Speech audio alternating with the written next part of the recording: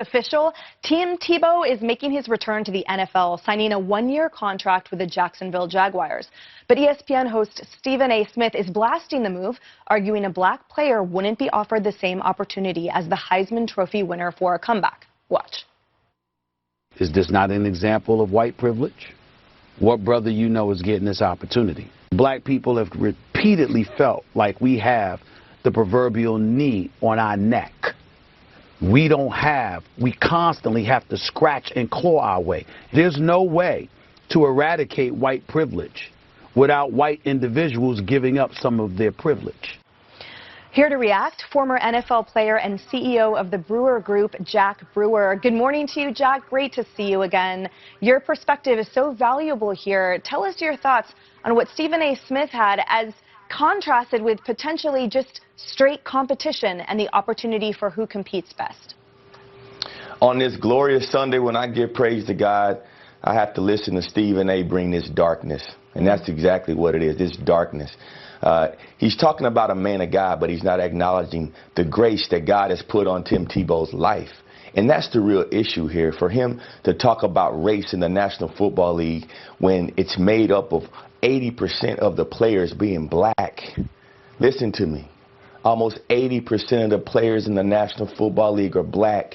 Maybe the Jacksonville Jaguars want to bring a man of God into their locker room. Maybe they want to have someone who will sell more jerseys than anyone else in the NFL, which exactly is what has happened since Tim Tebow signed that contract.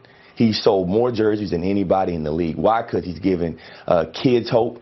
Parents can go out there and buy a jersey of a guy that represents God, represents Christianity, and maybe that's why the Jacksonville Jaguars gave him an opportunity to play.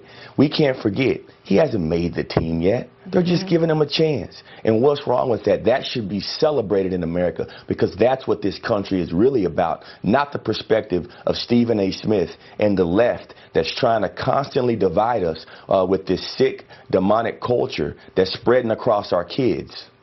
That's exactly right, Jack. And just earlier, Will and Pete and I were discussing as well the commercialism, the capitalist quality of the franchises, which is their right, frankly, for them to thrive. To your point about the jerseys selling, what if this is just an investment they're making to get their return for their own franchise, highlighting a man of God, highlighting a really wonderful person as an ambassador to the community? And as they put it, when he was competing, he's a man like he's 18 again. They said he's in the best shape of his life. So for all of those reasons, it seems like a sound decision, and the only one bringing race into it was Stephen A. Smith.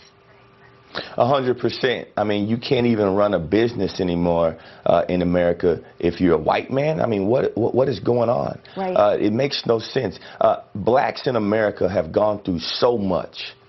Stephen A. Smith, and this perspective that people are putting out that call themselves woke, is just keeping and holding African Americans back. Because I can tell you right now, there's a lot of African Americans that disagree with Stephen A. Smith.